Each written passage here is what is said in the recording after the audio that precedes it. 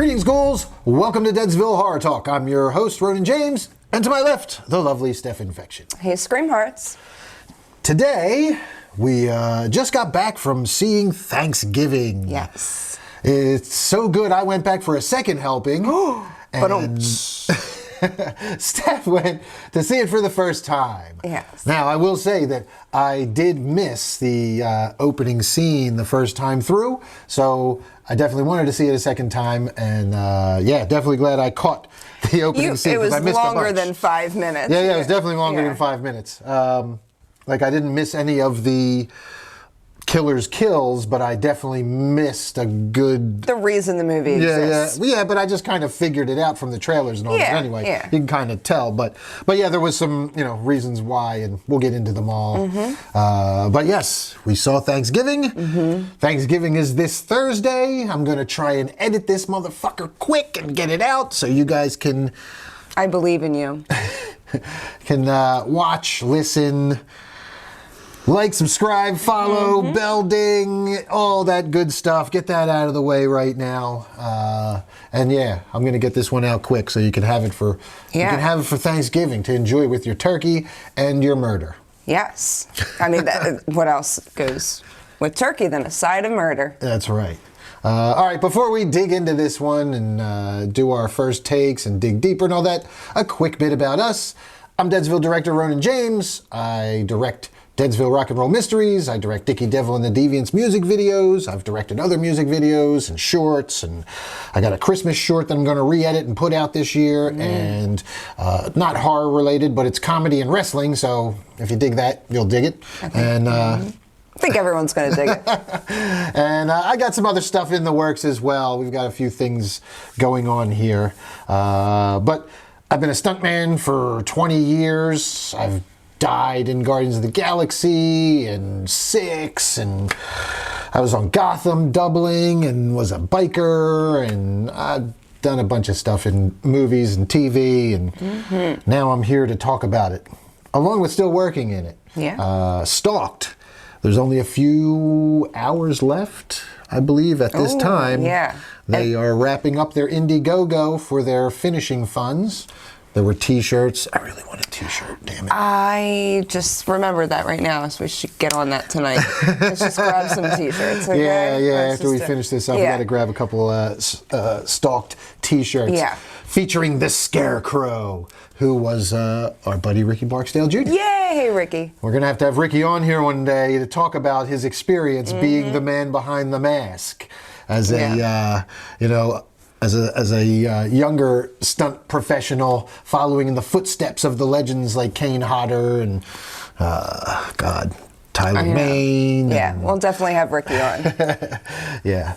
He's been liking all our posts and stuff for the podcast, so I don't see why he would have a problem with it. Absolutely. We just got to figure out how to do like the Zoom interview with him, so that's probably what we'll wind up doing. Yeah, that'll be cool though. All right, well, enough about me and stunts and all that kind of stuff, but check out Stalked. An Indiegogo Stalked movie. You can get t-shirts and all that stuff. Maybe not now, but Sweatshirts. by the time this airs. Well, we'll see. Who knows? Who knows? I don't know when it's... At any rate, to my left, the lovely Steph Infection. She is an actress, a producer, a dance choreographer, head fear leader here at Deadsville, and many other things as well. Yes. Helps keep the train rolling. I halt it from time to time. I got to make a stop every once in a while and see the sights. Trucking, yeah. But yes. How you doing, Steph Infection? I'm doing good. I'm a little shaken from this movie, not gonna lie. Yeah? Weren't prepared for it? Did you not watch my first take, my spoiler-free review live? I did, but you know what? I don't even think your first take did it justice. Yeah. Or how crazy this movie is. Yeah. And Eli Roth, holy crap. Yeah, I mean, along with the high creativity level of the kills, there was just like a high tension level throughout the whole thing too. Yeah, man. He just did a great job of ramping it up. I know we got more to talk about, but we'll get into that. It brought me back to like the hostel. I'm like, oh my god. Oh yeah. Oh my god. For sure. All right, before we get into that, real quick, the email address if you want to email us here at Deadsville Horror Talk is DeadsvilleHorrorTalk@gmail.com. Subject mailbag. It'll be right there on the screen. Yeah.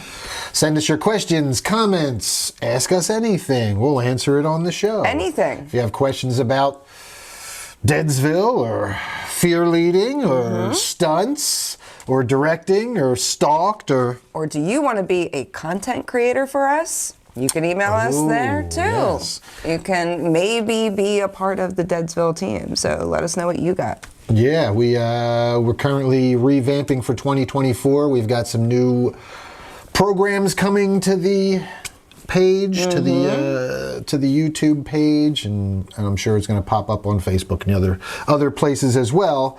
But we got a few shows that we're cooking up. In addition to Deadsville Horror Talk, our weekly podcast, you can catch me every day, Monday through Friday now, on either YouTube or Facebook, going live. We're playing with that. Still kind of seeing which one I want to jump to. I'm kind of right now getting more responses on Facebook, but we've been pushing YouTube, and that's where more of our content comes from. So we'll see.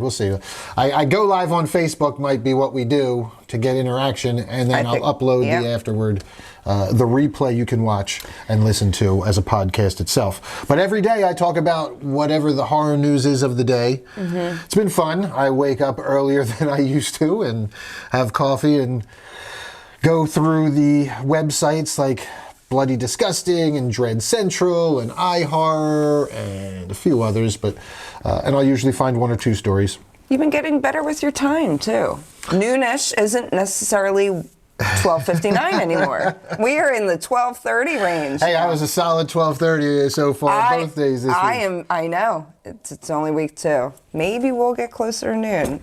Yeah. I'm not pushing it, but that's it's getting there. But in addition to that, Steph Infection has something I'm cooking up. Yeah, we giving anything away? We'll wait. No, but stay tuned because I think I'm going to shed light on alternative and businesses. Maybe it'll just be open to that. So if you have a business that you might want me to shed light on, reach out to and email me also at deadsvillehorrortalk@gmail.com.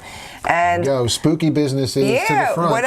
Punk so businesses, horror business. We love horror business. Yeah. So I think, and I didn't realize business. it was going to be that until right this second, and I just but I think that's a good idea. So we'll talk about it. If you want me to promote something, reach out. Sounds good. And then I'm sure many of you have seen the promos recently for Black Metal Date Night.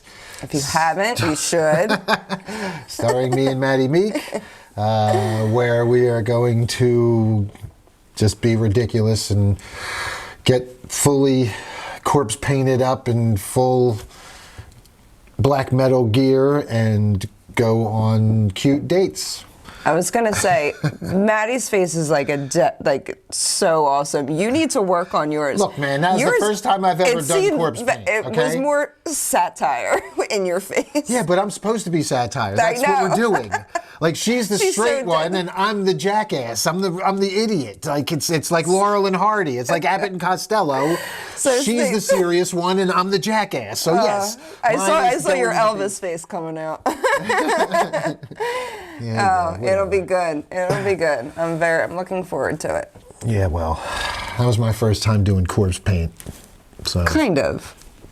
It was. Atari doesn't do corpse paint. No, but yeah, all right. Didn't do. Atari was ceremonial skull devil. Listen, was there grease paint involved?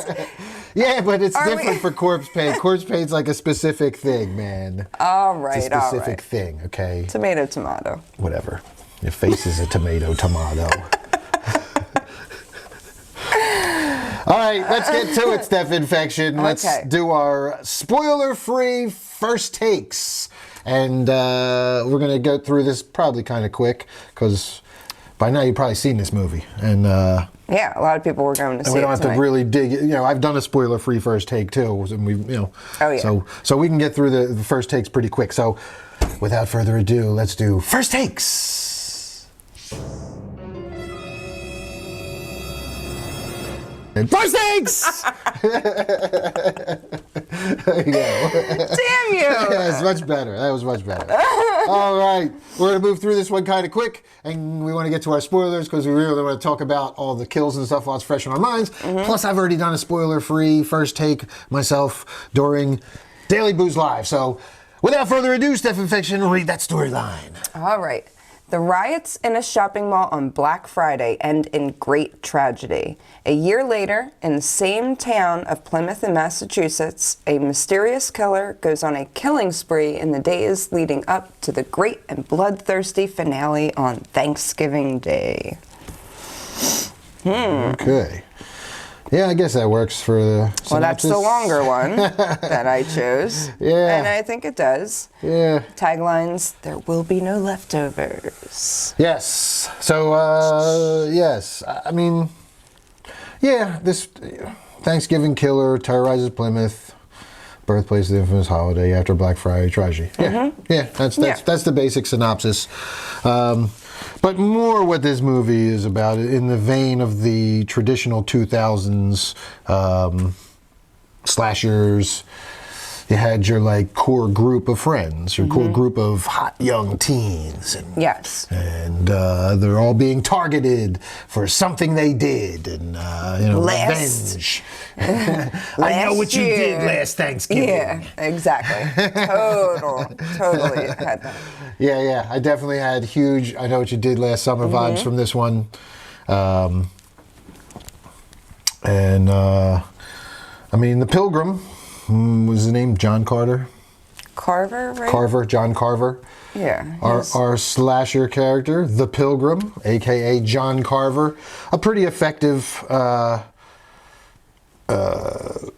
character choice for Thanksgiving, obviously. Oh, yeah. I mean, it's iconic. Like, when I first started seeing these, it reminded me of, like, the V for Vendetta mask, but... I know, yeah. But, you put a pilgrim hat on it, and yeah, it's a pilgrim. I don't know. I just, I wasn't expecting this movie to be what it was, so. Really? Okay. At all. Not right. even close. Well, we're not going to dig into quite that yet. Let's start at the top here with writer-director Eli Roth, who is known for pushing the envelope with his over-the-top gore. And, let's go to the, everybody knows this is from a trailer from 16 years ago, right? Is that what it is? Like 16?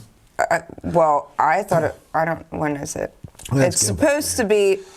Here we go. I'm going to read this from Wikipedia. Thanksgiving is a 2023 American slasher film directed by Eli Roth from a screenplay written by Jeff Rendell and a story by Roth and Rendell, who produced with Roger Birnbaum. It is based on Roth's mock trailer of the same name from Grindhouse in 2007.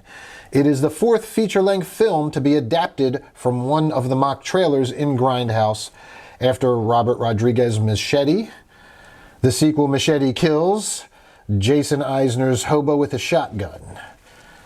I didn't realize Hobo with a Shotgun was also, interesting. Oh, really? Yeah. Very cool. The film stars Patrick Dempsey, Addison Rae, Milo Manheim, Jalen Thomas Brooks, Nell Verlaque, Rick Hoffman, and Gina Gershon. Thanksgiving was released in the United States by TriStar Pictures on November 17th, 2023. The film received generally positive reviews. So, I've not talked to one person that didn't like it. No, but just speaking on the mock trailer. Because you watched it again? Yeah. I did watch it again, and I won't get into it, but there's like one main thing that they used from that's like a kind of tagline is from that, but and like one specific kill. Other than that whole new. Other than that, they did say, I'll just read this. In an interview with Total Film magazine, filmmaker Eli Roth said, "This film isn't meant to be the film that was advertised in Grindhouse. We said, let's pretend Thanksgiving was a movie from 1980 that was so offensive that every print was destroyed, all the scripts were burned, the director disappeared, the crew members changed their names, one person saved the trailer and uploaded it to the darkest corners of 4chan, and now it's made it out. So this is a 2023 reboot." Once we said that, it freed us up.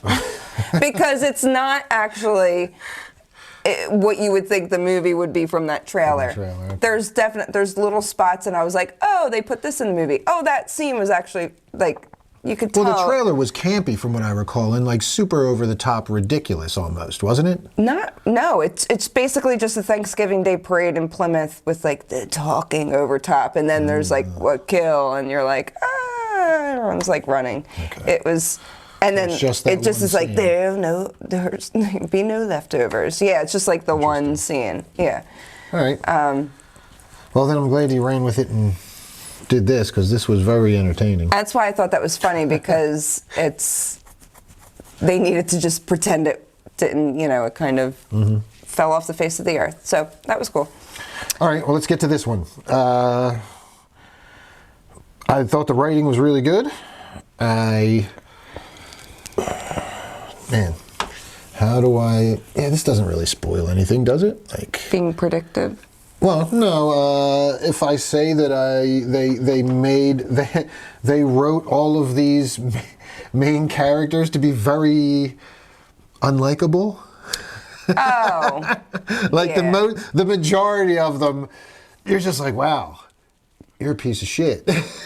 Like they're all just such self-absorbed. Yeah, I like this kind of. This has been like a theme now with a lot of these movies where they just like, okay, these motherfuckers deserve it. These, they like. This isn't like the old. So back in our day, when you had a slasher, everybody would be killed because they were just in the wrong place at the wrong time, being negligent or whatever. They were like irresponsible, or they were having premarital sex or partying. Or black. They were just right. Or black, yeah, and at the beginning of the movie, yes. But it was more like anybody could, and this is what there's pros and cons to this. It was more like anybody, if you were engaging in certain activities, you were fair game to be killed by the killer. So that always made it seem like more, I guess, I don't know. For me, always made it seem more like, oh man, they could come and get me at any time because it's just so random. Yes. But nowadays, you have these killers that like these. It's even like when you have these movies, it's almost the main characters are always called the protagonists, but they're. Man, like you usually root for the protagonist, but like you're rooting for these people to die in some of these movies. Like they're such terrible people, and they're so self-absorbed. They're so selfish. They're so. That's why it became because. Yeah, you don't really care who dies so first. Like, when these people are dying, like, I don't know if I was like, and a couple of them show that they have a conscience, so you kind of connect. You feel a little for them, and you don't want them to maybe do it. But if they happen to, then you're like, some of those deaths, I was like, I did not necessarily want that person. I was like rooting for one to get out, and it didn't happen. Well, we'll get to that, but yeah, that seems to be like the theme now, and I know we've touched on this a little bit before, but nowadays, like when they set these slashers up, it's like they deserve it. Like these motherfuckers really deserve it because they're really terrible people. Well, and it's hard for me as at watching the movie to connect with terrible people. The whole, and we won't get into the details, but the entire opening scene, you're like, burn this place to the ground, like. Holy crap! Oh my God! Yes. Now we said it in the and there's scenes in the trailer. In the trailer, which is fine, and it's in the storyline. So I'll just think of what happened. The Walmart riot. I mean, it's the fucking Black Friday riot. Yeah, which is a kid. If you think about it, man, that is a brilliant plot device, jumping off point to start your fucking Thanksgiving slasher, your revenge slasher. Man, that's a good fucking. That's like if you were gonna you really picked the perfect spot, man. He totally picked the perfect spot with that, because I know the old one wasn't the Walmart thing. It was like you said. It was just a parade.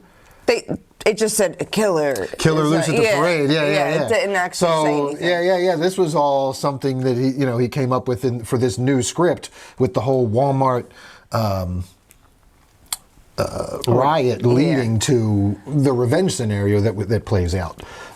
Yeah, and there's a lot of greed you see, and selfishness, and also like it's like every seven deadly sins. Yeah, it's the worst of humanity, man. Yeah. It's the worst. It's just, but we'll get to some of that stuff.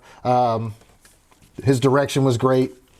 There were some scenes there were some jumps in there.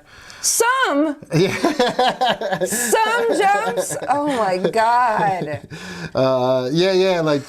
And that was what was not too much, but it was done when I really was not expecting. Well, that's anything. what you would have that come down from a high tension moment, and just when you would think everything was kind of cool and was settling down and preparing to ramp up, it would just jump into another one real quick.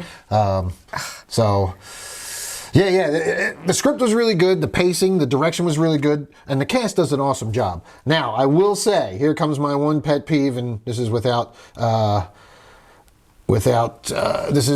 isn't spoilers, this doesn't involve spoilers or anything, but before we get into the cast, I will say, this takes place in Massachusetts, and the New England accent is very distinct.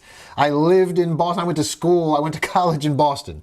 So the Yapaka in Harvard Yard. There's a very distinct New England accent, and none of our main Patrick Dempsey hasn't come out. Patrick Dempsey did a little bit. Yeah. But I meant our main kids. None of our main cast of teen high school actors, none of them did it. There was a bully. There was the guy from the other school that was awesome. He sounded awesome. That guy was authentic, I think. I don't even know, because they filmed this in Toronto. So yeah. Oh, wow, okay. So I don't really. Well, I mean, Toronto's really know. not that far north from Boston. They could have pulled an actor from Boston for is that. Is it straight authentic. up? It's not more. Yeah, I don't know. Toronto's in the Ontario province. It is straight up from us. And even the one lady that was in the diner. The diner lady, yeah. They all had, even in the store. The store people had awesome accents. Really thick all accents. The peripheral accents were great. And Patrick Dempsey, who everybody will know from the 80s, some of you modern will know him as McDreamy. Yeah, he's McDreamy. But we know him from Can't Buy Me Love. Okay? Yeah. My generation. Yeah. Knows him from Can't Buy Me Love and all those his geeky high school movies. He was the high school geek. And he's now the sexiest man alive. That's right. He just got voted sexiest man alive. And here he is doing horrors with Eli Roth. And he's good, man. He's good. He's really good. His came out, he had his accent on here and there. He did, but that was the one thing that stood out to me and just. It was so extreme in some areas and not in the main cast. In the main cast, so I'm supposed to believe that all these kids are from Massachusetts and none of them have a fucking accent. I get it. They're actors who they probably flew in from L.A. and they probably didn't want them to do the accent. They figured people wouldn't notice it or whatever, but I lived in Mass for a while. I guarantee you people from Massachusetts will notice it too. They'll be like, these kids aren't from Massachusetts. It's kind of, they did have it a lot in the movie to kind of make you feel like you're there. Well, we'll have to ask our friends from the Negans. Yeah. Chris Fitzpatrick and the boys.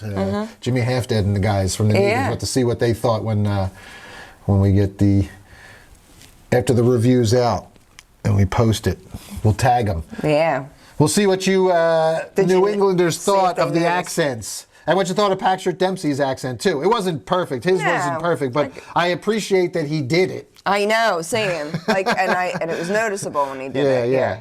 So, all right, aside from him, we had a couple other actors of note. Gina Gershon, who was man, I had such a crush on her back in the day. I just can only think of her. She was in P.S. I Love You. She was in this movie with Jennifer Tilly called Bound. And it was the hottest lesbian stuff. Sounds really hot. And you whispered that we're not I'm sorry. I don't know if I'm allowed to say it anymore, if I'm allowed to like that stuff or not anymore as a cis hetero male. This is where you get I know. Stop talking. You could have just kept it at what you said. Man, that scene was hot. There you go. Gina Gershon was hot. She's still hot. She looks fucking awesome. She looked real. She looked awesome. Really good. But yeah, she's really good in this as well. She only has a small part, but she was good. Ty Olsson, if you watch Supernatural, you will recognize Ty Olsson. He was, in the later seasons, he was one of the vampires. It was kind of like a good vampire almost, or demon. He worked with, a good demon. He worked with... Which one? Ty Olsson. Oh, Mitch. yeah. The one that was married to Gina Gershon, his character. He's the one that had to go in to work at the thing. But yeah, he worked with Dean on missions when Sam was away, and he was a pretty cool character on Supernatural too. Big Supernatural fan. Sorry, I'm nerding out. Yeah. Other than that, who else do we have Rick Hoffman's in in a ton of stuff. Is he? Yeah, he looks familiar as well. He was the main guy in Law and Order, Suits. He's done a lot of TV, I guess. A lot of TV. Hostel, he was in. I forget. Yeah, he's been in Ballers. Hostel, so then he's worked with Eli Roth before. Yeah. That's what, he brings him back again. They don't have Scuba on here, and he was one of my favorite characters. I liked Scuba. He was good. Oh, yeah. He's not listed on the IMDb. Man, that's all weird. the actors. I mean, the kids did a good job acting. They were all good. While I did not like many of their characters, I didn't hate. There were a couple. Like I said, I like Scuba. The girl Yulia, I didn't hate. I kind of felt bad. And That's the one that I said I want. Yeah, you know. But yeah, the Evan character, man, he was just a prick. So like, not to. Yeah, I can't give the spoilers away yet. That girl Yulia looks like she was a voice actor a lot in like cartoons. My Little Pony and Thomas the Train. Yeah. All right. Well, yeah, good cast. Yeah, and they do a good job. Before we get to spoilers, let's talk about the practical effects, the kills, because that's without giving any spoilers away. That's like where Eli Roth really like steps it up in this movie. Like if you've been a fan of slashers, they've been around for a while and you've seen it all. You've seen people die countless ways. But in this one, Eli Roth has found some new creative ways to kill some people. Yeah. And he's using he uses items from the dinner table, from the Thanksgiving dinner table that can be found, and it's very clever. Yeah. Very clever. And I'm going to be honest. Like I said, I got the hostile feeling. Like I got the ick after watching that movie, and I'm like, I'll never watch it again. I feel like I like this movie, but I can never watch it again because I got the ick now because I can't look at anything the same. And it's just, it had, oh my God. I got the ick. Yeah. You know? I wasn't that phased, but because I've seen so much, but I was sitting there just going like, yes! It's like the torture porn stuff, like the Saw stuff and Hostel and... Yeah, but see, I didn't find it like that. I found Spike. Oh, hey, Spike. You take care of him. I'll take it from here. Excuse us. We'll do a quick cut there. Go.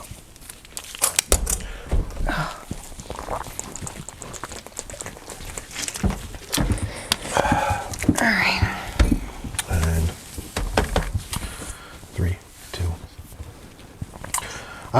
I mean, I didn't find it as like the torture porn stuff. I mean, it was gratuitous in the sense of it was graphic. It wasn't as bad, but you got the feel it sometimes. Like some of those kills were, like it made my blood run cold. You know, it was done so well. I mean, I really, really liked the movie. The effects were really good in places too. Like there were some practical effects that were really good. There were some prosthetics that were really good. Like, yeah. They did an excellent job. Whoever the team was on this one that did the I don't know, the but special effects. they were good. Yeah, They stepped it up, took it up a notch. All right. I highly recommend this one, especially if you're looking for a Thanksgiving horror. This is the new Thanksgiving holiday horror to watch every year. I think everyone needs to see it. It's just kind of blew me out of the water for like horror, and that's all we do is watch horror. And I was like hiding in the seat. Hey, it's rated R for strong, bloody horror, violence, and gore. Yes, it is. If there could be a higher rating, I think it would get it. Holy crap. All right, well, that's going to do it for our first takes, folks. We're going to grab these shovels. Pass me a shovel, Steph Infection. All right, you asked. Now, kind of nice. Please pass me a thank you. Oh, please pass me a shovel, Steph Infection. Oh, God. You're exhausting. Why? Get a shovel! Bonk! We're digging deeper! Oh my God!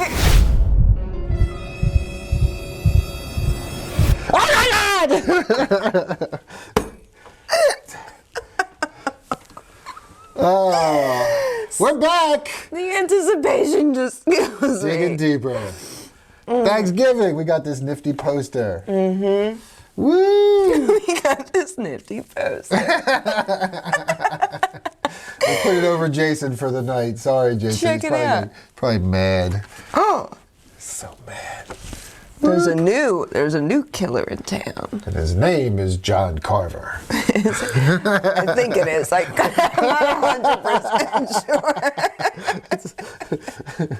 Pretty sure it's John Carver. What else would it be? I think it is. But as you said it, I didn't feel as confident.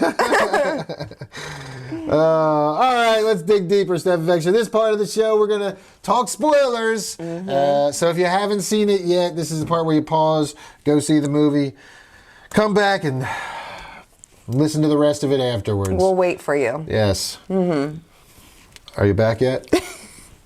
All right, here we go. Let's do it, Steph Infection. All right. First opening scene is the Black Friday riot scene. Yes, it's a Black Friday riot scene. Well, no, it's we're at, actually no. We're That's at not the first dinner. scene, but we don't have to go into No, the first but we're scene. at The the main dinner. catalyst is Yeah, people are getting, they have to go to meet all our work. characters, We yes. meet all our characters. They're getting pulled away. Got to go to work. The wife wants to help, bring dinner to her husband, and the kids are sneaking in, and kids are partying and blah, blah, blah. Yeah, this whole opening scene, first off, we have very young kids sitting next to us. Did you notice? Yeah. They're under 10, and the whole opening scene is like, F this, F that, finger this, finger that. And I was like, holy, just came out very strong. Strong and fast. With the anger and the... Well, it's a riot scene, so you got a bunch of angry New Englanders talking shit, and that's what we got. I mean, that was funny because it was very, very true to life. I felt like I was back in Southie. I was having flashbacks to when I went to school in South Boston. Oh, really? When I lived in South Boston and went to school in Boston. See, I'm going to say something. I don't even think you knew this. I didn't watch the trailer before we went. I still have not watched the trailer. When you would play it, I would put it down. Okay. All right. Well. So I didn't know how serious this riot scene was even going to be. I had no clue. Yeah, dude, this riot scene was brutal. It was so brutal. I haven't seen a riot scene this brutal since, I'd have to go all the way back to the riot scene in Death House. I knew you were. It's the only good scene in that movie. The riot scene in Death House. No, this one's better. Yeah, this one's so much better. And and a way higher budget than us. Come on. But little things first. Oh no, this was great. Now it puts it into perspective, how crazy people are when they're trying to get in, and things people have actually died, getting stampede on. Oh yeah. At Black Friday. I love how it's sales. all for a waffle iron too. They're like, you get your free waffle iron, and fucking. One of the little goofs was saying that it was so obvious that they were all empty boxes because people were just tossing them around like they're nothing. But so it was kind of comedic in a way, and even like a guy gets his throat slit walking in, and he still is going and he comes after up and grabs his fucking waffle iron. But the best part was, the guy falls over because he's bleeding out from the neck, and some other fucking bitch comes over and takes the waffle iron from him as he's dying and runs away and leaves him there to die. It was great. It was fucking... That's humanity for you. Yeah.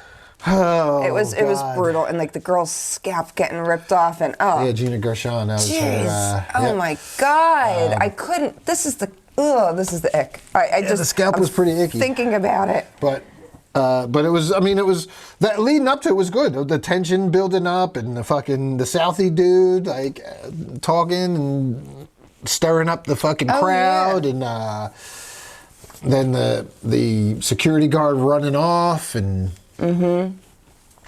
Yeah, it was good. Yeah, but the main thing is that the one girl who's the center of our story here, our what's her character's name?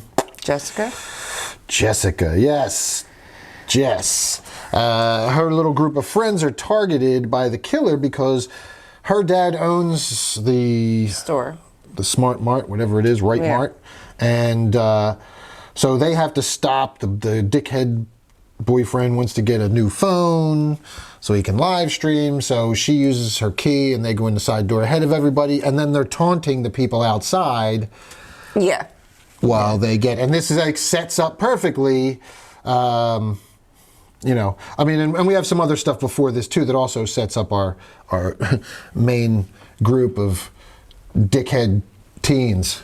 Yeah, and then he's like, but this one is like this is the main catalyst. Like you see, but you also see like the one girl just cowers and she doesn't even want to really even be there, and then the one boyfriend doesn't want to go in, but she asks him to come in with her. And he's taking pictures because he's like he was playing in college and he was probably going to make it pro as a pitcher. The pitcher, yeah. Yeah. His hand gets slammed. Yeah, that shit got mangled. You saw that coming too. But the whole scene with like the glass breaking and then the door frame crushes the guy and they're all stampeding and they fucking lay out Gina Gershon and then the cart smashing her in the head. And tearing the scalp. I really stop. Can we move on? Oh, I can't man, take that fucking scene. Woo! I gotta move on. I can't take it. Seriously. Oh, yikes. Holy crap. So, yeah. All right. Well, then we fast forward to, the whole thing ends with Patrick Dempsey shooting his gun up in the air. And then, we fast forward a year to the next, it's almost Thanksgiving a year later. And Jess is not doing well with everything, to say the least. But her dad is preparing for another sale. And even though Mitch, the husband, is protesting, other people are protesting it. Yeah, we see like the news channel and he's protesting and they get into how he's donated all this money for all these things, but it's not enough, and people don't think he should be opening. And just greed, you just see. Yep. And you also see that he's kind of pee-whipped by his wife. Oh, yeah, the new wife, the stepmom. Also, in the newscast, I thought it was just odd how they just mentioned... It's also the last time we saw Billy. Billy, aspiring pitcher Billy. Disappeared. I was like, really? The kid moved away for a year and that makes the news? Who reports that? I didn't think about that, but I was like, whispered to you, I'm like, that's too obvious, right? It's definitely not him. Definitely not Billy. Is that his name? But Billy? they want us to think it's Billy. Here, oh no, Bobby. It's Bobby. Sorry, Bobby. Bobby Billy. Whatever. Yeah. I just thought that was fucking. I was like, I still don't understand. What newscast announces that it's the anniversary of Bobby moving away? Bobby disappeared a year ago. I didn't even think of that. Because he was a pro. Because he had his pro aspirations going pro, and now he's disappeared. But his family knew where he was. He was at school. He just went off social media and went to a different school for a year. And you're so right. The newscast would not have talked about this. They would I thought not that was have. hilarious. I didn't even think of that. All right, we'll move on. Yeah. Move on from that. So ridiculous. I do Yeah, have a look, question. targeted by John Carver. It is John Carver. See? Yeah, I mean, it made sense. I just was like, not. All right, go ahead with your question. Go. Oh, well, I'm just gonna like jump a little bit because I don't understand why. Remember, we see him leaving the diner, and they're like, "That was definitely Bobby," and then they all get a text, and then the next day she sees Bobby, and he's like, "No, I just got in today," and I'm like, "Well, who the hell?" It could have just been someone that looked like him. It was him. I mean, I'm so maybe. confused I why don't they know. did that. I think they were don't know. trying to trick us as he's the killer. Well, yeah, that's why they're trying to leave breadcrumbs to maybe make you think that each person is the killer, that the killer could be any one of these people. Yeah, that's true. And she's got the new boyfriend, and that comes up later. Yeah. All right, so anyway, right when it's preparing for another sale, and all of a sudden this little group of friends start getting text messages, or they're getting tagged. I'm sorry, they're getting tagged in Instagram because somebody keeps putting up the video from that one kid. Yeah, the dickhead kid shot video of the whole riot on his phone. And I guess he took it down after like people died and all that crap. But people kept sharing it. Yeah. And then also another of note, we found out that the surveillance tapes from the actual store were all erased. So the police never got the surveillance footage, so they never knew who else was involved in what, and how, what the actual cause of death was, that kind of thing. So there was that whole kind of information dump there at the beginning. And, well, not right at the beginning. We get that when people start dying, I guess, and she sits down. Yeah, because the sheriff. With the sheriff, Patrick Dempsey's like, But, all right, so at any rate, they start getting these, they get tagged in the posts. Yeah, and the first one's a Thanksgiving table, and it's got their names at the places of the table, like they got a place for them set at the table. Mm-hmm. And they're just write it off because it's a fake profile. They're like, oh, it's a new profile, it's fake, whatever. Let's move on about our day. Mm-hmm. But then... the diner lady. Yes. A waitress named Lizzie. And right away, I mean, you're like, oh, this is the girl that's like, ready to go in the riot. Yeah, you recognize her from the riot. She's the loudmouth. She had a good Boston accent. Oh, yeah, she did. She had a really good Boston accent. This scene, let's just talk about how, first off, he wets her, right? Like, like gets dumps her in the sink. Dumps her in the sink. And then opens the freezer and door. sticks her face on. Oh my God. And then while she's stuck there pulling herself off, he goes and grabs the axe off the wall. And right away, I'm like, you're seeing this pull, and I'm like, oh my God. Yeah, they went to the close-ups of the fingertip coming off. Oh my God. I couldn't. I absolutely couldn't. But this is another dumb moment. Like, she runs in, she has her phone, it won't face recognize her. Because her face is gone. Her fingerprint's not working. It's covered in blood. Covered in blood. But, like, and then she can see that the killer left. Well, she hears the door. Yeah. She locks herself in the office, in the manager's office. Yeah. There's no way in or out. That's why I was like... So she hears the bell of the door of the diner, and so she thinks he left, so she waits a minute, and then she goes out, and she's looking for her keys, and she's going to her car. But I would have not left. There's got to be a phone in there. Like, I would have ran to a phone, I don't know, locked the door, ran to a phone. I don't think I would have just ran outside while looking for my keys to realize they aren't there. Well, here's the other question, too. She locked herself in the manager's office. Now, I know everybody's got cell phones these days, but this is a business.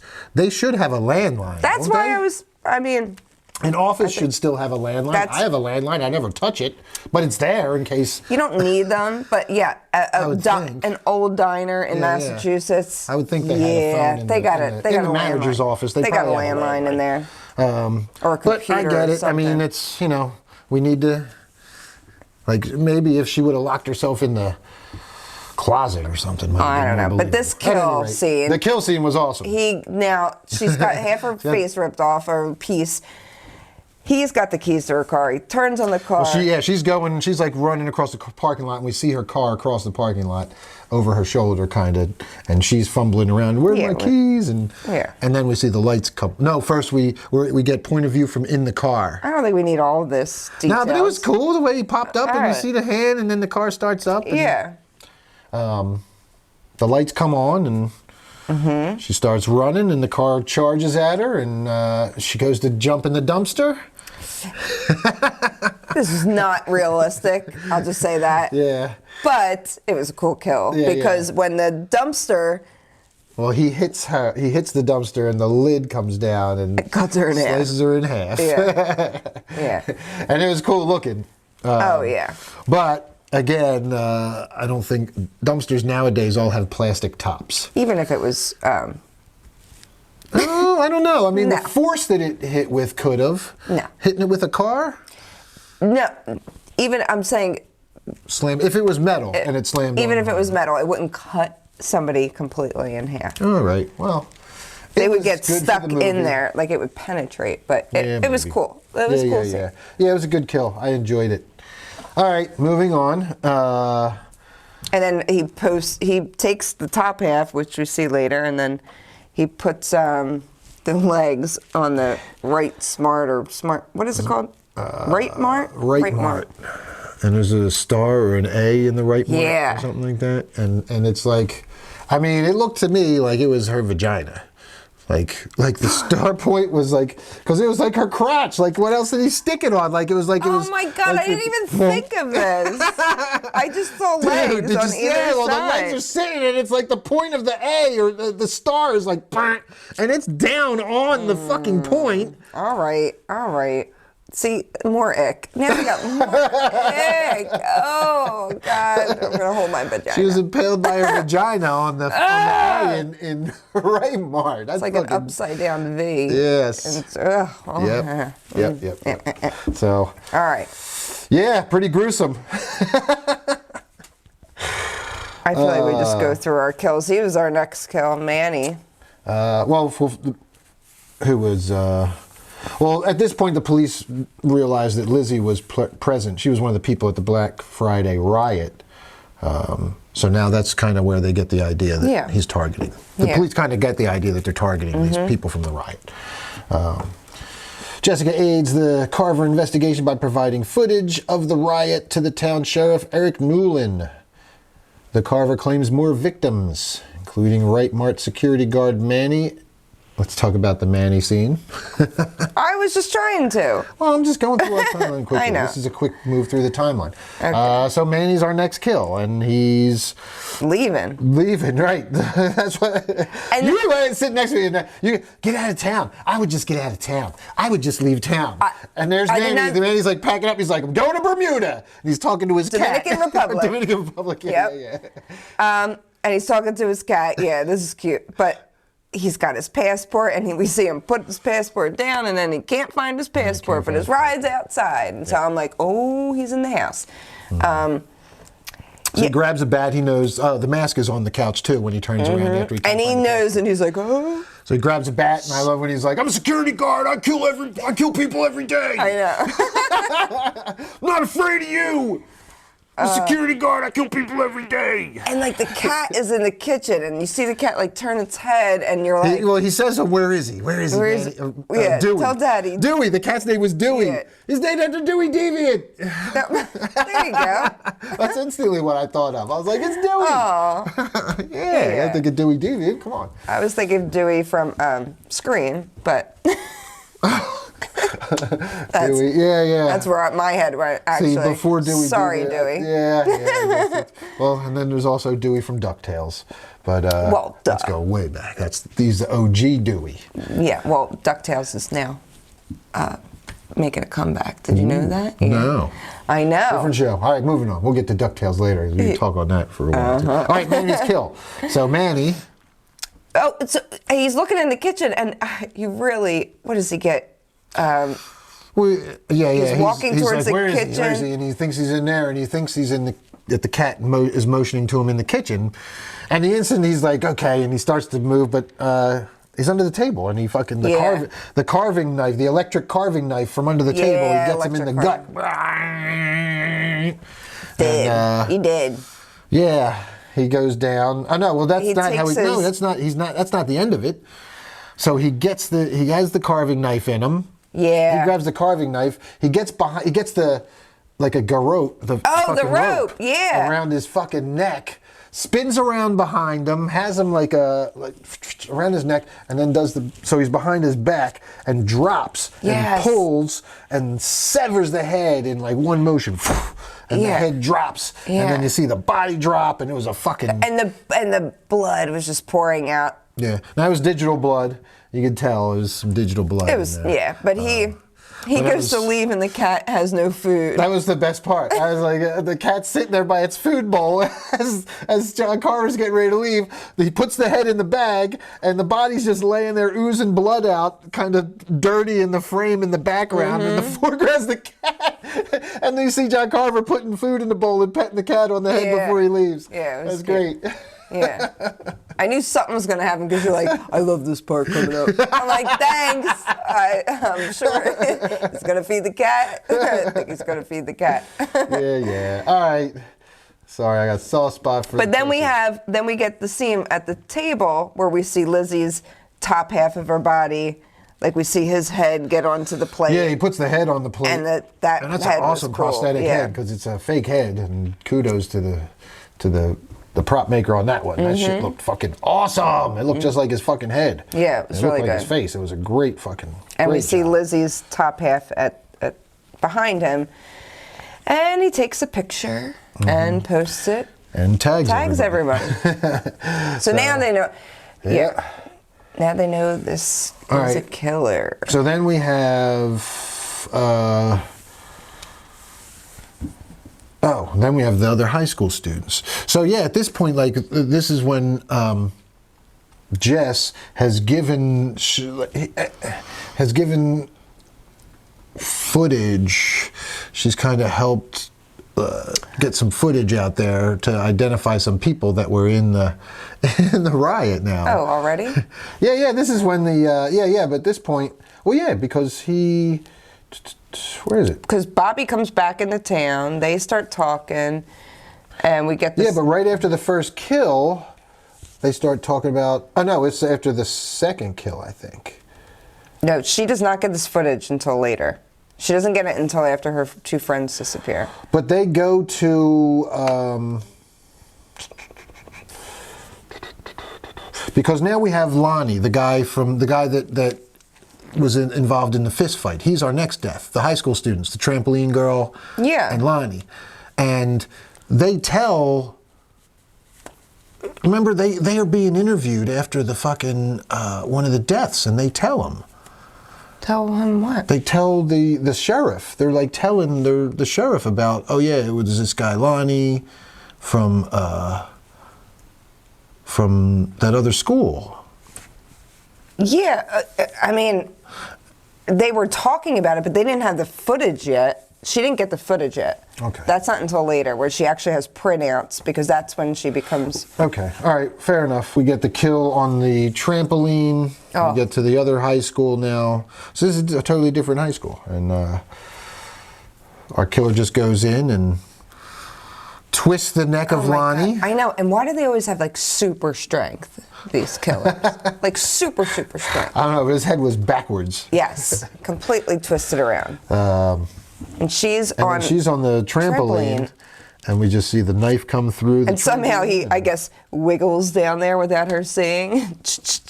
Yeah. You know, yes. yeah. I mean, whatever. It's a movie, but Yeah. Well, if you remember, everything else was dark except one light she had in the center of the place on the trampoline. So if he's in the shadows and he's dressed all in black, I guess he could get down there. Oh. Theoretically, I guess it's plausible. And she comes down. But yeah, she comes down with her leg, her heel first. Yeah, and then, I had to stop watching again. This is another moment. Oh my God. They're like cringe kills that hurt to watch. Yes, like my heels hurt right now. Now my back hurts. And, oh God. Yeah, this thing is not straight and it's driving me nuts. Oh, my OCD is kicking in. It's just gonna hang like I'm just gonna have OCD for the rest of the episode. It's just the way it's hanging. Yeah, so she like falls onto it and she gets stabbed a bunch more times.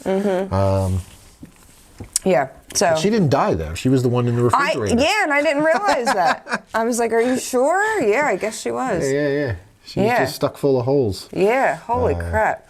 All right, so we Draining. get that, and then what else? Amy and Lenny. Oh, Evan and Gabby get abducted. That was a good one. John Carver shows up at the school, and he goes after Jessica, and the cops show up. Yeah. And that was one of those scenes. Yeah. There's a high tense chase, and she chases him around. The scene where he chases her into the fucking the hairstyling. Oh yeah, thing. with all the Scooby Doo moment. It was so Scooby Doo. Yeah. Shout out Eli Roth for the Scooby Doo moment. Yes. I recognize that shit. Like when I saw it on Thursday, people were laughing when that scene popped up. They were like, "Oh yeah!" Like we all like people tonight. People didn't really. I felt like people in our theater. There was a lot of young didn't people. get it as much. Yeah. But there's like this whole Scooby Doo homage. She runs in. She's being chased by him, and she runs into the cosmetics. It's all mannequin heads. Yeah, mannequin heads with all different hairstyles, and she just bends down. She's got her head there. And she's like, "Watch it." It's so fucking classic Scooby Doo. Yeah. It was perfect. It was great. And then. What did she do? Oh, she was reaching for the, what's his name, and knocks over the hairspray, and then sprays him with the hairspray when he comes for her. And she makes a run for it and gets away. And that was like, you think she gets, like, you're like, oh, cool, she got away. And now the cops show up, and this is one of those moments we talked about where you're like, oh, okay, this is going to be like a lull in the action. And you're like, okay, cool. Everybody's kind of chill, and this is when the dickhead dude, Evan and his girlfriend Gabby, they're like, he's going to get changed from the football game that got canceled because the guy got murdered. It was cool the way they set like all these events kind of linked together. Yeah, it was done they well. kill the guy from the other fucking high school. Now the football game's canceled. So now the football game's canceled. The killer can show up at that high school and wreak havoc there as their fucking. So everything kind of played into each other, and again, great writing, good script. Yeah. But yeah, we get the whole thing with the cops show up. She's kind of like collecting herself, gives the statement, and then she's waiting for them to get ready. So she goes back into the school, and she's like by herself, and they walk back, and we get the jump scare. The whole fucking, he's like, Evan's like, that's weird. And it's POV of just a hand with fucking chloroform or something, on it, and just move right into your face, and you're just like, whoa, boom, and then you faintly hear the girl start to yell, but he must have got her right. I jumped. I jumped really. That was a big jump for me. Yeah, so that was a good one there, man. That was a good little spot, because you thought you were safe at this point because the cops were there. I know. Like, oh, okay. And then boom, you're like, oh shit, he's still there. Fuck. Yeah. So then you had. But then she's sitting there by herself. The cops are outside. She's looking at them. And she gets the text. She texts like, "Where are you guys?" And they're like, "Can you come here?" And I was like, "No." Yeah. And she's looking down the hallway, and she's looking at the cops. She's looking down the hallway. I'm like, "No, Jessica. Don't do it. Don't do it. Don't do it. Go grab a cop. Just get a cop now. They're right there. Just go grab one. Or just say no, Gabby. No, I'll wait here. Yeah, maybe. I don't know what I would have done. I would not have just went down. At any rate, she goes looking for him, and yeah. It's a fight scene, and she's being chased. Is that when we have the? There's. Oh no, that was when. This is her fight scene. What do you mean, the fight scene? This is when. She goes down the hall. Oh, yeah. He does swing the thing. Well, then why did they come to the...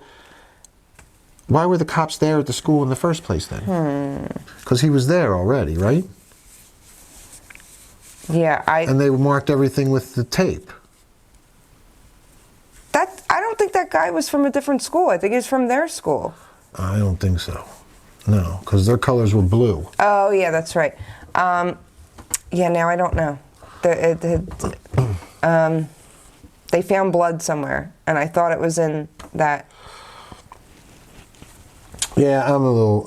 I kind of forget the timeline of things. Either way. Yeah, so they have the. I can't keep forgetting the names. Evan and what's the fucking girl's name? Jessica? Gabby. Oh, Gabby. So they get abducted. He doesn't kill them. He abducts them. Jessica narrowly avoids being killed. Yulia's father shows up, and he's like, we're going to Florida. And that's like a smart Russian mob boss would do. Well, I said, it's about time one of these parents just... See, I would have just left, though. Like, in that moment, get in, we're going... I don't even care. We're going to a different town. We're like packing stuff. Yeah. And I'll just buy you some new clothes until this gets figured out. Like, I'm grabbing my kid and just going. They go home and are planning on... It's packing. He's like, packing your stuff. He's like, go pack and da-da-da. And here's my problems now. I've got problems with this scene, too. Headphones? He's well, even before that, yeah. The dad's walking around with headphones blasting, so when she's like, it's too quiet and is calling him, he doesn't hear, and then he jumps out and jump scares her.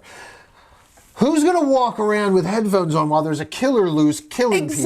Like, who's going to do that? Nobody's going to do that. No. That didn't make any sense to me. Well, again, it's a movie, so we're going to fucking... He had a cop, one of his cops. Yes, but and that was the other thing. So we had to establish, Jesus Christ, could you have picked a more inept cop to put on fucking guard duty with this motherfucker? Like, he walks out with the food, he's like, here, for you. And he's like, and this Barney Fife ass looking fat turd, frumpy ass, couldn't protect a fucking bag of fries from the fucking Hamburglar. This motherfucker, holy shit. Yeah. That's who you send to guard a possible targeted murder victim? Like, come on, man, that was terrible. And of course he's fucking dead. As soon as I saw that motherfucker, I was like, this dude, please, you are fucking fodder. Yeah. You are fodder. Look at you. First of all, he was like 60. You could shoot with like a dart thing. I thought they were just... Well, yeah, he didn't even kill him. He shot him with the dart thing because he's not killing anybody that wasn't directly involved in the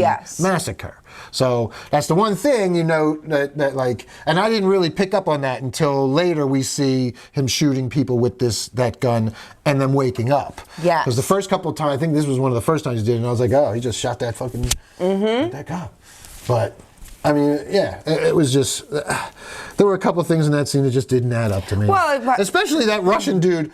That Russian dude was like a mob boss. He seemed like hard, old school Russian mob dude. He would have had his own security hanging out. Kicking this guy. Not just that, but he would have had some other his right hand man. He would have had some fucking bodyguards. At one point, the sheriff, or the cop or whoever he has, it's like a Russian cop. He has him there, and he says, "When's the construction going to get done?" And he goes, like, "Never." Yeah. I didn't like. What does that mean? He's moving to Florida. I thought they were just going. Oh, whatever. I don't know. I was like, he's leaving. That's it. We're moving to Florida. He wasn't coming back. I thought that's what I took it as. Oh, okay. All right. So there's construction being done on the house, and then of course Barney Fife gets tranquilized, and the dad finds him and yells for the girl. But she thinks that he's like yelling at her just to calm down. And she's putting in her contacts, and they keep showing her eye. I swore something was going to go through her eye at any moment, and that's when I was like, I can't watch. Well, he loves those close-up, uncomfortable moments to try to make you uncomfortable. I couldn't Gets in super close on her, putting her contact lens in on the eyeball, so you get uncomfortable there. And then you get super close in on her doing her Q-tips, and you're just waiting. You're just waiting for something to fucking... So you're just like, And I was like, I can't watch. Hostel, he proved he was really good at that. And he took it, where Hostel was more torture based, he put it into the slasher genre. Yeah. And it worked good because it just added to the kills, I felt like. It did, but I could like feel it. For sure. No, that's why I think it was effective. It definitely, like you said, you felt it more. So he brings up what are those, the corn skewers things that you... Yeah, does he kill the dad? I forget if he killed the dad, because the dad finds her later. We don't really know. Did he shoot? Does he just shoot? No, he shot him. And he shot the dad too? Because when they come through the door later, when Jessica... Oh, the dad's passed out too. Yeah, so they kind of go in there. I don't know if he actually is dead or not, but the cop was eating a piece of corn. Yeah, with the skewers. When the corn or skewers. yeah, and that's what goes into her ears. Yeah. Oh God! And this was really cool because it was a sound. You all of a sudden, as she's crawling, you hear that ringing. Well, she pulls them out. So as she pulls them out, it was like, poof, and it was that muffled sound, like when your and if you pop. if you did actually have a punctured eardrum, and she's crawling. Yeah, but also at this time she was on the phone. FaceTiming. Yeah, so there's Scuba, who had just gone and got a gun from the old head dude that was having the big party. Remember that whole scene? Yeah. And I like that guy. Yeah, and him and Jess were driving to her house, so they race there. They get there, but Carver's got her at knife point. And he shows that he has the other two friends still alive, but at a location that they don't know. So she's like, kill him, but it's one of those moments like, if we kill him, then we don't know where our friends are. Right. Shit, you know. But Scuba does try and shoot him, but the safety's on. Because he forgot. Yeah. And then Carver realizes this. He has a moment, so he kicks on the table saw because there's construction, and he kicks it on with the foot and throws Yulia onto it. And always in the right place. Man, God. We see her get her hand to catch herself, and this table saw just chops her two fingers tips, like half of her fingers right off. You see that in a quick second, and then she falls onto it. And you just see the guts, like you hear the sound effects, and the guts are being churned by the table saw, and yeah. Do you want to know the one? How do I put this? The one instrument that has caused the most, I guess, fingers getting chopped off that I've actually personally X-rayed has been table saws. Yeah, I'm sure. I can't even count how many times I have X-rayed in the emergency room people's hands. Yep. From table saws. Injury. Yeah. It's. Be careful with those table saws. Yeah. Yulia found out. So when I saw that, I was like, yeah. Well, I mean, I deal with blood very well. I can deal with emergencies very well. But seeing the act of it happening, just like seeing a car accident or something, and like, it takes something a little bit more out of you that it's totally different. So it gave me the ick. Gave me the big ick. A lot of ick. A lot of ick going on here. I think the ick, I guess. Scuba grabs her and pulls her off. This was a moment my heart dropped. Yeah, like he's like, what do I do? He's like, Jess, what do I do? He's trying to like push her insides back in, and she's already dead, man. That's, yeah. Yeah, that was really sad. All right, so that's my one I wanted to get out, because I was like, oh, good, your dad's actually smart. Oh, she's been sweet the whole movie, kind of. And then, I wanted her to. That was like the one person I really wanted to get out. Yeah, I forget what her stance was on going in for the shopping. I forget if she was like taunting people. I know the dude Evan was taunting people. And she might have been. I don't know. Yeah, all right. At any rate, all right, so now we have the police and the family, and everybody attempts to, they're going to lure lipstick. Carver out. Lipstick. She needed new lipstick. Oh, she needed lipstick, yep. So it just popped into my head. I had to say it. All right. So the police attempt to lure Carver out by having the Wright family and Scuba participate in a Thanksgiving parade. Excuse me. Mm-hmm. However, the Carver deduces their plan and decapitates a turkey mascot. Which is in the mock trailer. Woo! Oh, yeah. Look at that. That was the one kill. Yeah. See? Yep. I see it. Yeah. Very cool. That was pure luck that I just clicked on the exact moment.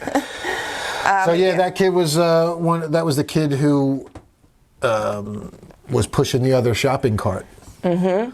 That him and the Lizzie character had like butted shopping carts into Gina Oh, Gershon's her hand. Yeah. All right. I So forgot they were the two- exactly. Yeah. I knew That's he was why- there because yeah. he's on the printout. Yeah. But by this point, she has given the footage to the police. Yes. So yeah. the And this is footage when we out. start to get a little weary of her now boyfriend, who was friends with the security guard, or we thought. Yeah. Oh, yeah. Real turned quick, to- too, we didn't talk about our buddy Milo Manheim. He's not Where on is there. he? He's not on there. No, that's Oh, why. wow. Huh. Yeah, that's crazy. Okay, well, Milo Manheim is in this, and he plays the kind of dorky boyfriend, current boyfriend of the main girl, who they keep kind of like, is it him? Is it the old boyfriend? Because the body Is it type him? was- Is it, the other boyfriend was kind of short to be him. This but guy- Milo was definitely it. And Milo Manheim, if you watch School Spirits. Oh yeah. He's the- they do list him on there. Okay, he's just he's not in the listed full in the main cast. cast. He's in the Yeah, full cast. yeah. Okay. Oh yeah, he's All right. there. Okay, then Scuba's probably listed there in the full cast as well. Oh yeah. But yeah, you'll recognize him from School Spirits. And Zombies, he plays Zed in Zombies 3. I know that character was kind of big if you have younger kids. Oh, but- okay. But yeah, School Spirits. He's really good in School Spirits. And he plays we're the big jock. fans of the show. Yeah.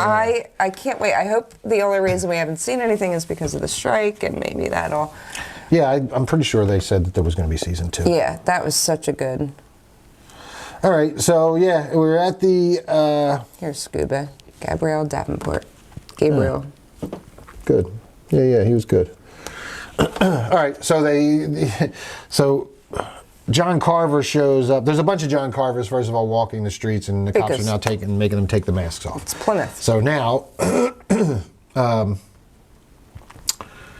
you see that killer clown like in the parade. Yes. And he kind of looks out of place. I but you did don't not. really even- I did not. I didn't notice. I was did kind of not. like, oh, it looked like a killer clown from outer space. And It he's just did. Like, boop, ba doop, and he crosses frame at one point during the parade.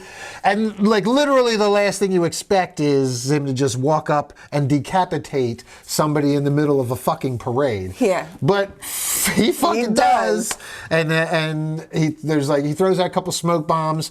Walks out, decapitation, throws a couple flashbangs. He throws in the chaos that's going on. The Mayflower that their floats on, they kind of. Oh God, that one kill! Holy shit! Oh, through the when face. the grandpa is driving the truck and the 2 grandkids are next to him, and he stops short, and the fucking oh my God, the point of This is my biggest fear when I'm driving. It's going to happen to me one day. It was like some Final Destination. That's shit. exactly what I was Goes thinking. through the back of the pickup and bursts through Grandpa's fucking head, and it's just like And the a little fountain girls of are like, blood. And you see the girls "Grandpa!" getting sprayed, like Grandpa.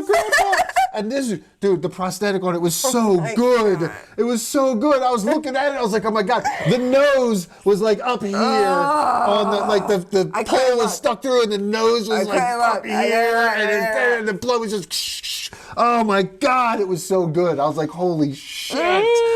And I was cracking up when it was spraying on the kids. I was like, I for the know first you time, were. I was like, I know. It was hilarious. Oh my God.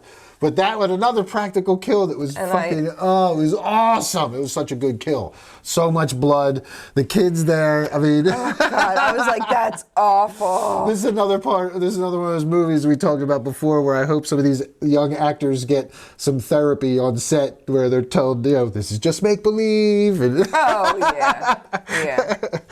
you don't have to go home and have nightmares about your grandfather having God. mask through his face, smashing his nose hanging off and blood pouring everywhere. They were young, too, so that was... Yeah. So in the ensuing chaos, we see, who is it, the deputy?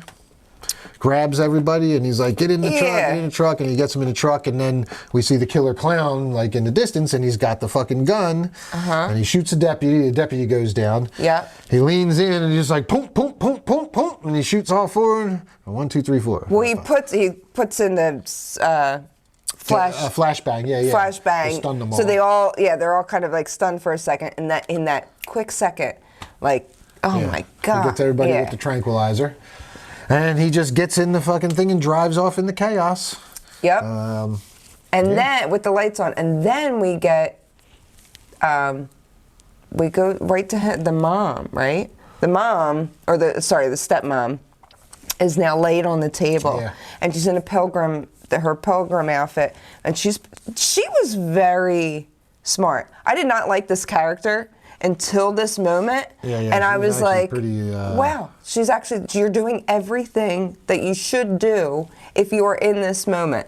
So like, her dying, I was like, you know what? You did everything that you could do. She really did, and she was very smart about it. Yeah, so it was her idea to open the store on Thanksgiving. She early at 6. yeah, she really was one of the ones responsible, and she was a bitch early in there. That's what I mean. I did did not not feel like bad it. for her at all. No, but but in that moment, I was like, okay, you were actually smart. Yeah, she's laid out on the table, and he's like he's basting her, and she's pretending to still be asleep. Oh. And he's putting salt. He's putting like the rock salt on her. And like she's pretending really well, because I was looking at him putting like parsley between her toes. I'm like, yeah, I'd be at least like moving or jumping. Like you can't just like, there's no way my body would just be dead like that. Yeah. Like if somebody's touching my toes, I am jumping. Yeah, exactly. I'm a dead giveaway. A little ticklish. Yeah. So then he gets up and she gets away, and she's kind of... Well, she sneaks away gets up and the she's stairs. hiding. He's looking for her. There's a little bit of cat and mouse going on. And she kind of goes around. She goes up those steps. I was like, you think she's almost got a shot. You're like, oh man, she's gonna get out of here. She even like opens the fridge. She sees the girl in a bag. Yeah, the cheerleader, the trampoline girl grabs her hand, and we get that little jump scare. Yeah, I was like, holy shit, yeah. And she's like trying to, well, first she's trying to get out. She grabs a bottle opener off the fridge, like one of those magnetic ones, and starts prying it, and she's looking, and I'm like, holy shit. Like, she's thinking quick on her feet. Like, when you're in that kind of desperate situation, panic takes over a lot of people. But she was like, really, she was like assessing the situation. She sees a wine bottle in there. She's like, I'm gonna take this and have a drink. Yeah, I don't know. That would be you. That would be me. I'd be like, fuck this, I'm gonna die. I might as well just get this wine. No use. I'm gonna escape, but no use leaving this wine behind. Leave no wine behind. That's Steph's motto. My motto. But no, how did she get? She winds up getting out the door though. Well, so she goes behind the wall. Why did she just go out the door? She did. Well, she didn't. I don't think she saw that there was a door there, because if you remember, he goes and he puts the pitchfork through, and they kind of she starts running away, and that's when she kind of realizes that there's like a front door. I mean, you would have to think there's all right. Yeah. Don't they fall through one of the doors or one of them? I don't even remember. I think they fall through a wall, and then she starts running. It was not very obvious that there was a front door there, though. I remember, I think they went through a wall or something. All right, fair enough. But she gets through the door, and she's running, and you just see him flip the pitchfork over, and boom, and right in her back. Damn. She hits the ground, she thinks she gets out.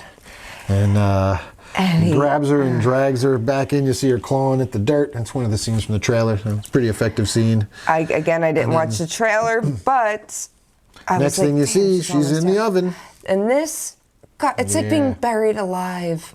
Oh my God. Well, I don't know. I think being cooked alive. Ugh. Yeah. That was a pretty brutal scene. Holy shit. And you know what's happening. Like, oh my God. Oh my God. At least you would die quicker with that if you were like buried alive in a coffin or something. But well, I thought it was pretty funny too when she's like, please, she's like begging, please, okay. Oh yeah. And he opens the thing up, and you're like, what's he gonna do? And he's gonna pull her out. And he's like, boom, and he sticks her with the fucking thermometer. And he closes it again. And then as she's cooking, she's like, and then all of a sudden it cuts back to that. She's like, boop. And and done. She's like Timer completely, pops up. Yeah. And she's done. Yeah, she is done. That's for sure. Yeah.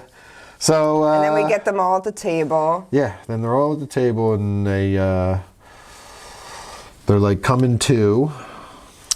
This was. Okay. Do you remember when they're live streaming? Yeah, they live streamed it, and the cops were like going to look for them. We see Patrick Dempsey's character. Yeah. and he goes. They all go to the location. Yeah. Now it's all being. They find out it's all being bounced around, but I thought about that too.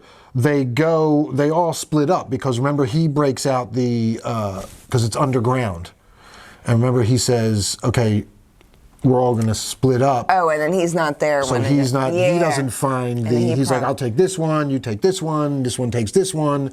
So it's the deputy, I think it was, that finds the actual. Or it might have just been a regular. No, it was the SWAT team with the girl. Yeah. Okay, so that makes sense. The SWAT team with the girl finds the room with the broadcast going on, and it's a fucking phone in front of a monitor being broadcast with somewhere else, and it was all. So I guess he piggybacking and wasn't bouncing. that far where he got in the car and got. So there pretty he quickly. got, instead of going and checking his, says we give away our killer. Well, and we all have seen it If by you've now. seen it, we're in the spoiler section, so you know at this point that the sheriff is our killer. Yeah.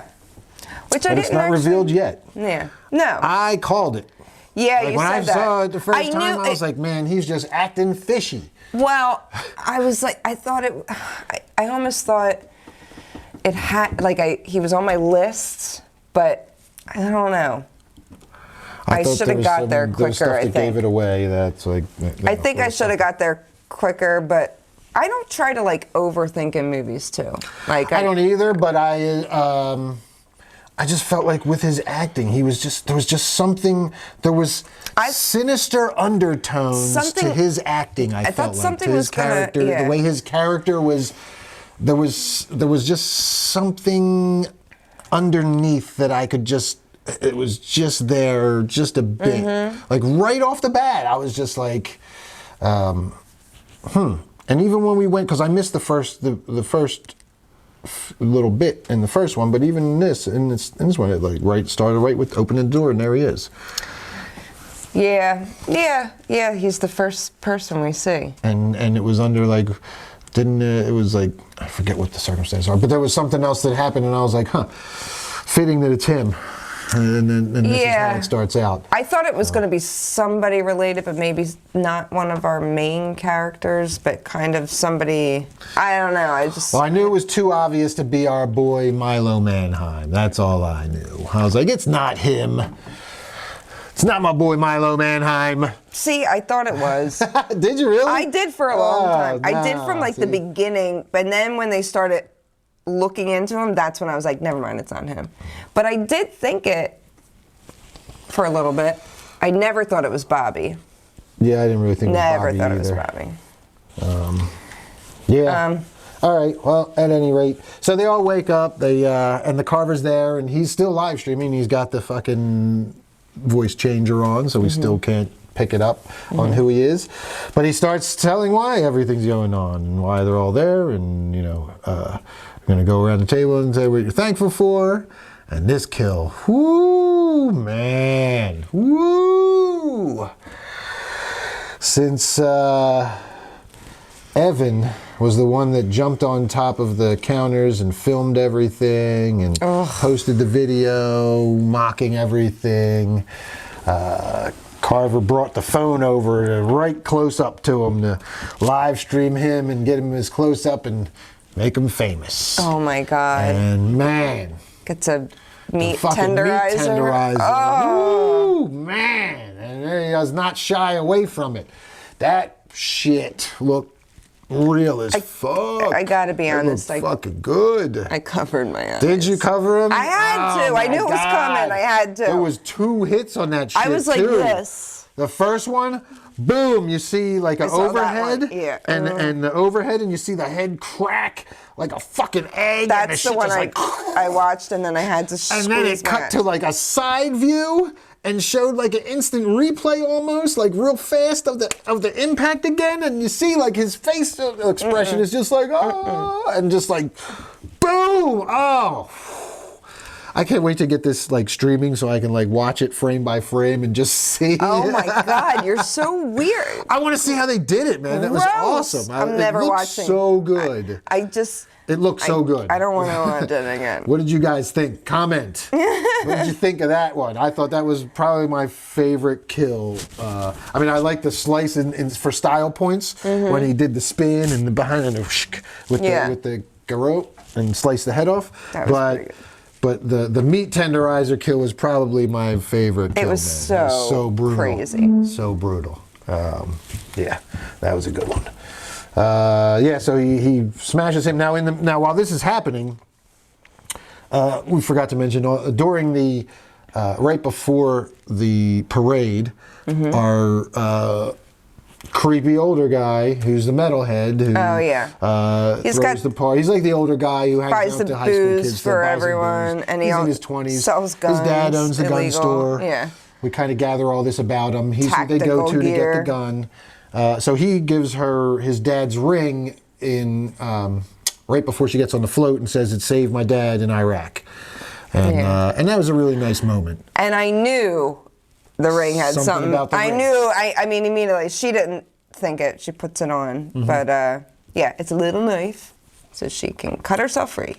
But again, that was a cool moment. I liked it. The guy who everybody was kind of shitting on through the whole thing. He's like the nicest. He's got like, morally, he's one of the nice. Like yeah, he buys kids beer, but he keeps them safe. And he was he's like one of the nicer, better characters in this movie. Everybody else is a piece of shit. I know. And he's like one of the only ones that's that has a good heart. He lets him just like borrow a gun, and he's like, yeah. Oh yeah, yeah. He's like, yo, stay safe out there and stay alive and bring it back. You know? He's like, make sure stay safe so you can bring that thing back to me when you're done, when all this is done. And she doesn't want a gun, so that's why he goes out of his way to give her the ring. Yeah, he tries to give her that, the belt with the knife in it, and she's like, nah, I'll be with Scuba. So, but at this point, he gave her the ring. Which I got pissed off that she wouldn't just take it. Like I was like, why? Take the gun, take the knife, take something. Yeah, but you never know.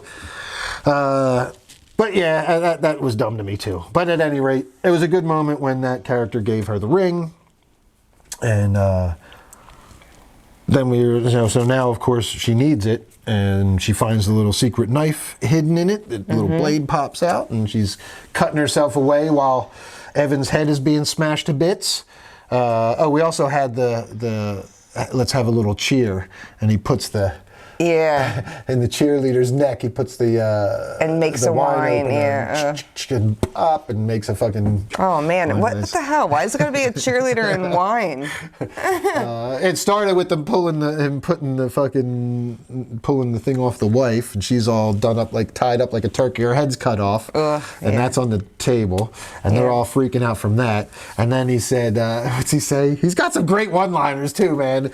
I love that Eli Roth brought back the one-liners for this one, because there are some really good ones. She was cooking all day. She's been cooking all day. Yeah. She's been cooking all day, and the husband throws up with a gag in his mouth. That was good. When he slices off a piece. Yes. Ugh.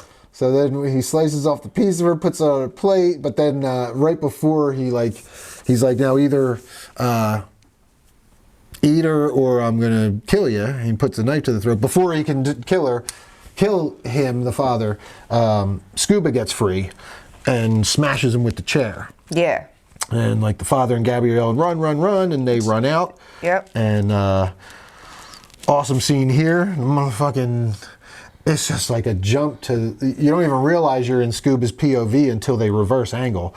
You're just behind the walls, and he just, the Carver just bursts through the fucking old rickety wall, and smash, and coming right at the camera with that axe, and then it flips, crazy. And you see that he's actually coming at the kids. But she leaves, and he kind of leaves him to go after her. She climbs a fence, and he gets cut. He catches her in the arm, and she climbs the fence. That's right. Yeah. He gets, and she gets away. Now. Did he just take off? Did he go back? It's unclear on how, because next thing we see is I think he took off because he realized she got away, and she was going to tell everybody. Well, he chases, well, that's the thing, he chased her, so he didn't go back, and Scuba got the other people free, is what I'm assuming? Oh, yeah, because then, he does get away, but then remember he has Bobby in the trunk? Yeah, well, she gets out of the woods, And she finds him the sheriff laying next to the car. So that was where I was like, how the hell did he get there so quick? But yeah, that one's a little iffy on that. This is like the Scream stuff. Like, I don't know, like the killer, you don't know how they get there that fast. Maybe his truck was there, he had Bobby in the trunk, and he just drove there, and he went to go take Bobby out of the trunk. He probably, I'm guessing, she's going through the woods, he had his truck, he kind of panicked and was like, I gotta set somebody else up as the killer, because he drugged I guess his idea Bobby. was to set Bobby up the whole time as the killer, but... Yeah, but then he goes to take him out of the trunk, probably really quickly, and he hits him with a tire iron. Yeah. So... Well, he probably had... Okay, so he would have had to have had Bobby in the trunk the whole time that he was doing his little thing at the dinner table. Yeah. So he wasn't bringing Bobby to the dinner table. He was framing Bobby as the killer. His plan was to frame him. So Bobby was, I guess it's... So Bobby was in a car, in a trunk somewhere on the premises. I guess. He would have to run back after the timeline getting a little fuzzy. We're going to let it go, Eli Roth, but I'm a little confused. She jumps the fence. She's running. He turns and goes back. She twisted her ankle, so it took her a while. He also probably had his truck right there and just drove to where she was going to pop out of the woods. You know? True. It could be like this. Like, and he just drove this way and got there before. Yeah, I mean, it's true. But again, she also twisted her ankle, so that slowed her down. I guess that's why they showed that ankle twist. Yeah. Because it didn't seem to be really affecting her later in the movie. He steps on it at one point. But they showed that, so I guess that's kind of Eli's... She's getting to town really slow, so meanwhile... But here's the thing, like, so does the Carver go back? His truck is at the location where he just only sliced Scuba in the arm. So Scuba's freeing the dad and the other girl and calling the cops. Now, his truck's parked there, so does he go in and kill everybody, or does he just run up and be like, I'm gonna get in the truck and get out of here? I guess think that's what he did. Yeah, he got in the truck and got out of there. Yeah. And then he just raced right to, and changed his clothes, and then raced right to that warehouse area where he was gonna take him out, and when he opened the back, he gets bonked, and yeah. Yeah, I don't know. She comes out and he's laying there. I guess that's the timeline. I don't know. We'll go with it, It's Eli, because I enjoyed the movie, and I don't want to bitch too much about timeline issues. Yeah. Scream does the same thing. But worse. So she makes it to the parade warehouse. Finds... she sees Bobby going into the door. Well, yeah, she sees Newland unconscious. Yeah. And then she doesn't see Bobby going into the door. She sees a figure go into the door, and she sees Carver's mask, because he has the Carver's mask on, and he has all the jumpsuit and all on. So she follows him in, and then she sees Bobby. Sees it's Bobby, because he takes the mask off. Yeah. And just as she's about to do something, Newland pops in and like stops her. He's like, I got and starts playing it up like he's... The second, I was like, oh, yep. I mean, you just know at this point it's him. And he goes and shoots. I think I got him, but he got away. Yeah. Yeah, when he popped out, I was like, man, it's definitely... Yeah, 100% him. So, they don't know where Bobby is, and now she's, they're all at her family's at the hospital. She's with the sheriff, and he's like saying, oh, we'll get you checked out for your ankle, and basically like, we don't know where Bobby is, but he's definitely the killer. We have his phone here. Yeah. And the phone's in the evidence bag. It was still, on the posting or whatever, and I was like, nope. No, it wasn't still posting. She went and... No, he said when we found his phone, he was in the middle of posting or something. He said something like that, where the live stream was on it, or something along that line. So we know it was definitely him, and that's Bobby's phone. Like, he made it so... Yeah. Oh, yeah. It was too obvious that it all to Bobby, but... Yeah, so she looks at it... Well, it's when we get to this scene, you got to say, it opens with her picking like brambles off of her leg. Yeah. From her being chased, and that was like a quick shot too. We saw that stuff being kicked while he was chasing her in that scene. So now when Patrick Dempsey stands up to walk out of the room, or no, he comes back in the room because she says, "I need a minute before we go to the hospital," and then he comes back in the room, and that's when she notices the brambles on his feet and ankles. But she had already grabbed that phone. I think she wanted to just, I was thinking maybe she grabbed that, she already had his phone in her hand and probably went on to see if it was live streaming or like to curiosity, or she's already thinking maybe it was him. I don't know, but she doesn't actually know until he comes back into the room. Yeah. But she also spends a minute there saying, I'm sick, I don't feel good, or something like that. And he was turned away, like she realized, and then he kind of stopped, so she could have been She could have been doing it then, yeah. And then he looks down and realizes, which is, that's all kind of iffy too. I realized that he would have to be wearing that stuff to make the changes as quick as he did, but I mean... He does say it's like the little mistakes and stuff like that, but here's the thing, like if you're... He put that into her head too. I'm like, man, she would have never even noticed if you didn't... If you're a cop and you know how all this stuff operates and you know, like, wouldn't your... I don't think that you would wear the same boots that you wear as a cop. Well, he was panicking. This is why he was panicking. Making a mistake. He made a mistake. I get it. But he would have... See, I think he would have been... He was in this clothes first. So I feel like was the mistake he left on his pilgrim boots?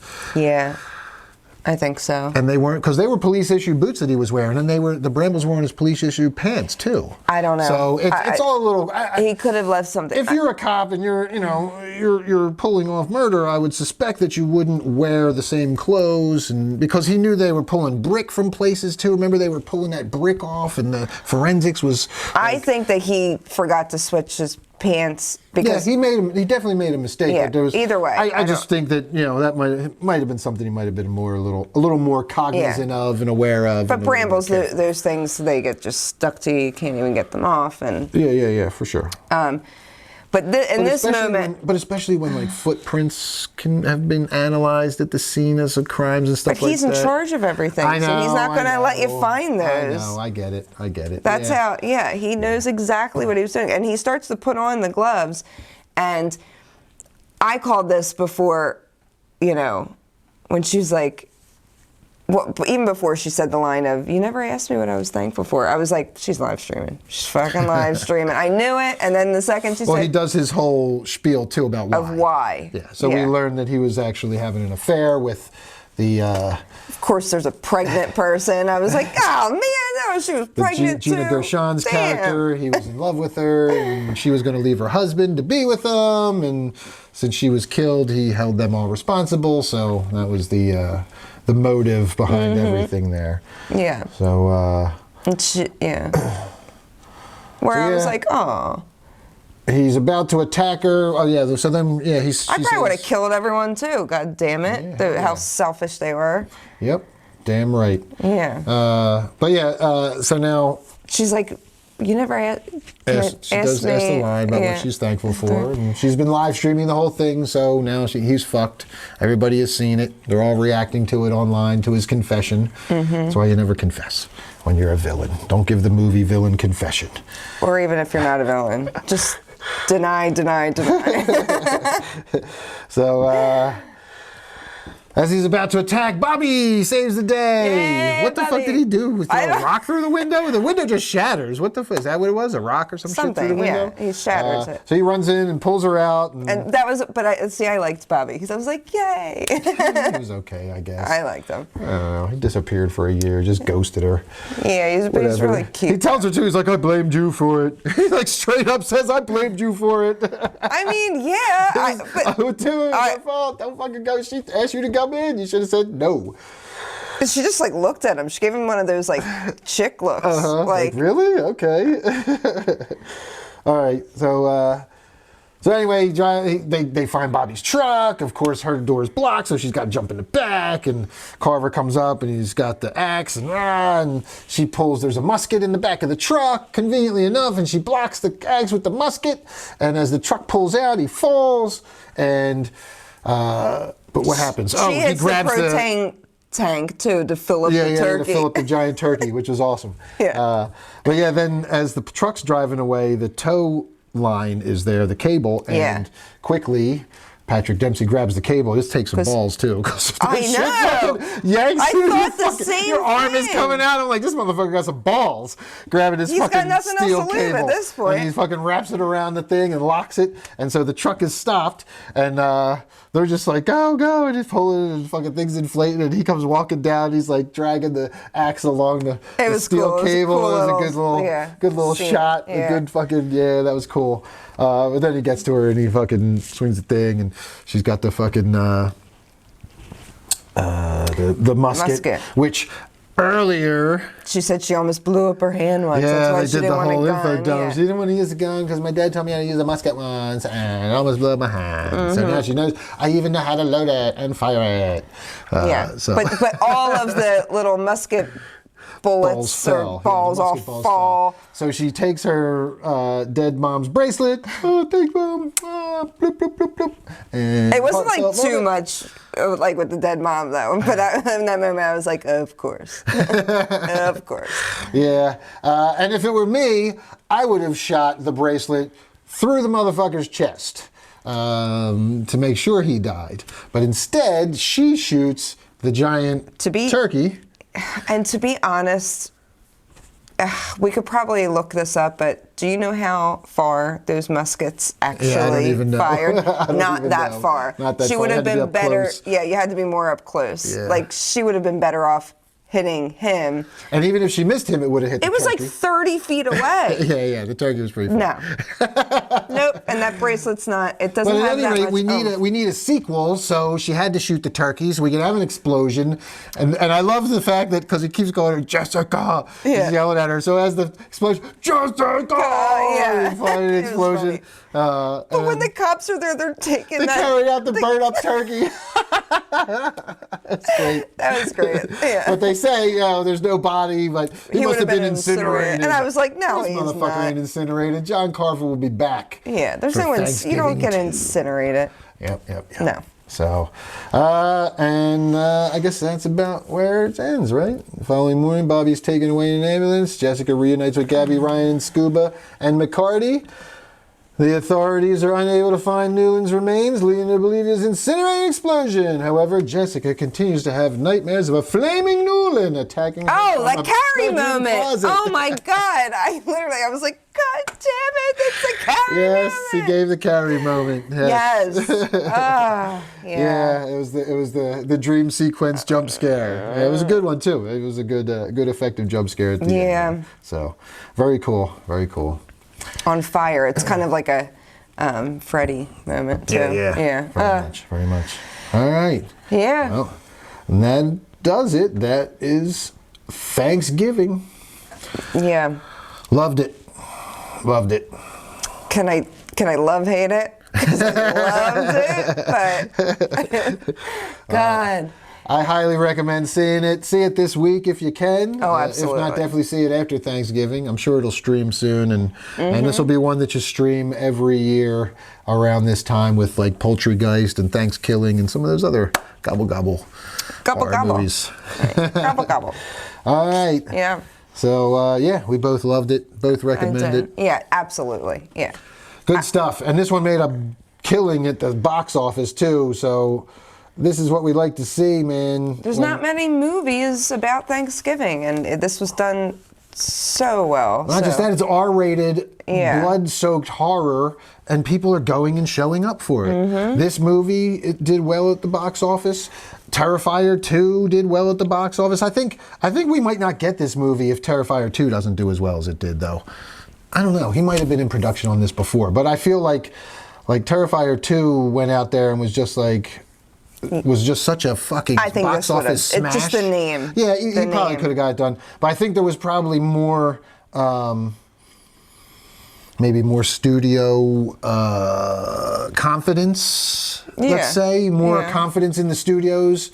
The studio that put this out, they probably backed it a little better after seeing what Terrifier 2 did, and now this one does well, and now hopefully more studios see this one does well, and they're like, oh shit, R-rated horror is coming back. Yeah. People like blood and R-rated horror, and they're Yes, actually they do. going to the theater to see it, and I just did a quick review, no spoiler review on the Christmas movie It's a Wonderful Knife, and it's another example. They made $1 million in their first weekend, and they're in such a small amount of theaters. And it was made for such a small budget that by the time it gets to streaming, they're gonna make a killing with video on demand, because it was made for so already making their money back. Yeah, you could make horror movies for reasonable budgets, and then when they go to the theaters, this is box office. They're still making.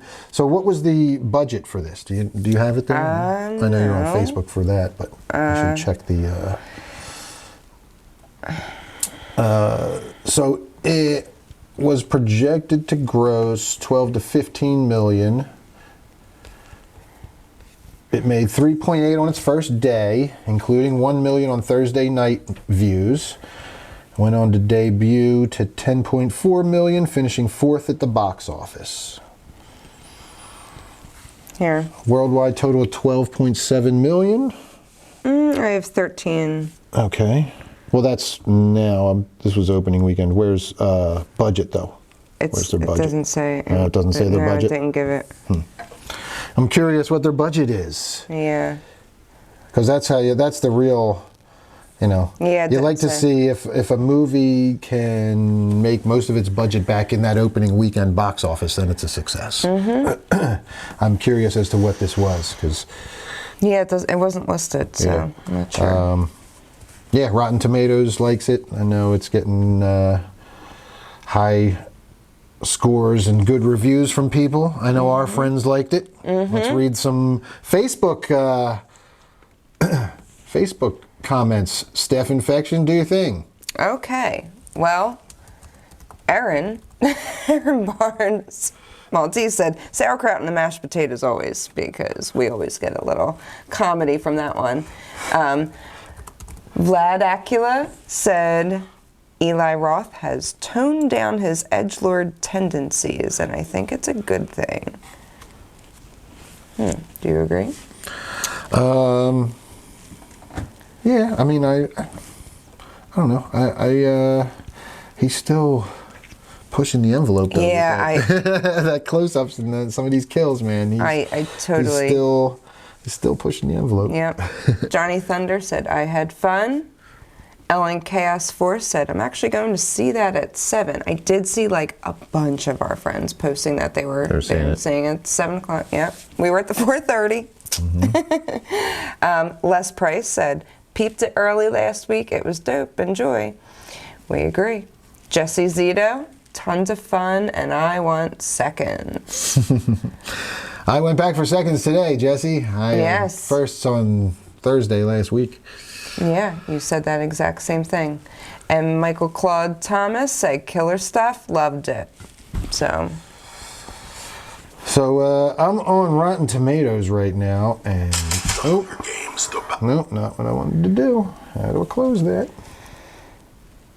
I hit escape. And strangely enough, the critic scores are higher than the audience score for this one. Maybe it's because of the ick factor and the blood running. I mean, it's not by much. So no, it's the tomatometer is at 82% fresh, and the audience score is at 78% fresh. So. Yeah, I mean, that's pretty close. I mean, it's not often that they're around the same. that they get that close together. Around the 80%. So that's good. Yeah. I think that's good. And it's probably just because some people can't handle it. So. Yep. All right. Yeah. Well, any final thoughts on this one, Steph Infection? Go see it.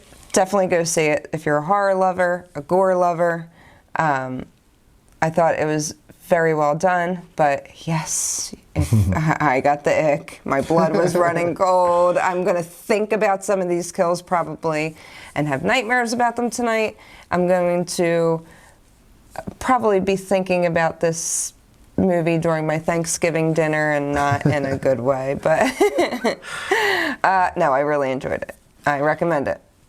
Yes, I recommend it as well. Go see it in the theater.